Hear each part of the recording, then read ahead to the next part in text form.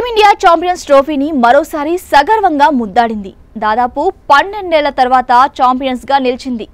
Dubai వేదికగా జరిగిన తుది పోరులో న్యూజిలాండ్ పై ఘన విజయం సాధించింది. కివీస్ నిర్దేశించిన లక్ష్యాన్ని 6 వికెట్లు కోల్పోయి ఛేదించింది. ఫైనల్లో నువ్వా నేనా అన్నట్లు సాగిన మ్యాచ్లో విజయం భారత్ను వరించింది. దీంతో టీమిండియా ఖాతాలో మరో ఐసీసీ ట్రోఫీ వచ్చి చేరింది. దుబాయ్లో జరిగిన పలువురు బాలీవుడ్ సినీ తారలు సైతం ఈ మ్యాచ్ను వీక్షించారు. అయితే ఈ మ్యాచ్ తర్వాత భారత ఓపెనర్ శుభ్మన్ గిల్కు సంబంధించిన ఓ వార్త నెట్టింట వైరల్గా మారింది. ప్రముఖ బాలీవుడ్ హీరోయిన్ అవనీత్ కౌర్తో శుభ్మన్ గిల్ డేటింగ్లో ఉన్నాడంటూ వార్తలు వినిపిస్తున్నాయి.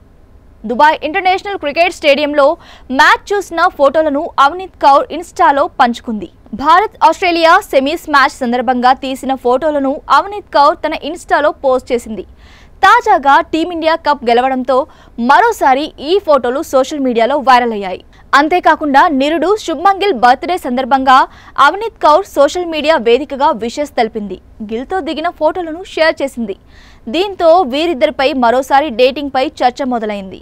ఈ రూమర్స్ నేపథ్యంలో ఆమె రాఘవ్ శర్మ అనే నిర్మాతతో డేటింగ్ చేస్తున్నట్లు కొందరు అభిమానులు పోస్టులు పెడుతున్నారు. కాగా గిల్ పై గతంలో కూడా సారా అలీ ఖాన్ తో పాటు దిగ్గజ క్రికెటర్ సచిన్ టెండూల్కర్ కుమార్తె సారా టెండూల్కర్ తో రిలేషన్ లో ఉన్నారంటూ వార్తలు వచ్చిన సంగతి తెలిసిందే. కాగా 26 ఏళ్ల అవనీత్ కౌర్ బాలీవుడ్ లో పలు సినిమాలతో పాటు వెబ్ సిరీస్ లోనూ నటించింది.